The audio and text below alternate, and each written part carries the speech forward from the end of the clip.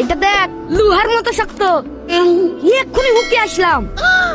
ও সেই জন্য তোর বউ এত জোরে আসছে। মিনসি, তুই এখানে কি করছিস? ঘরটা কি তোর বাপ মুছবে?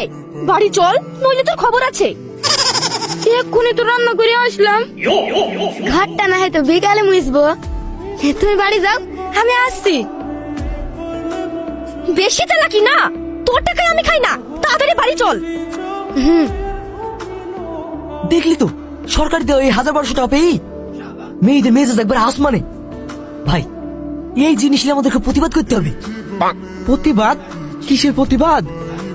এই যে বাসন মাজা, ঘর ধোয়া, রান্না করা, ইয়ার প্রতিবাদ। আমরা কি পুরুষ নাকি গোলাম? আরে এতগুলো ব্যাগ কি আছে এতে? ঈদের শপিং, নতুন শাড়ি, কানের দুল, আর তোমার জন্য একটা। ও না, তোমার জন্য কিছু আনিনি, নিজে টাকায় নিজেই ফুটানি।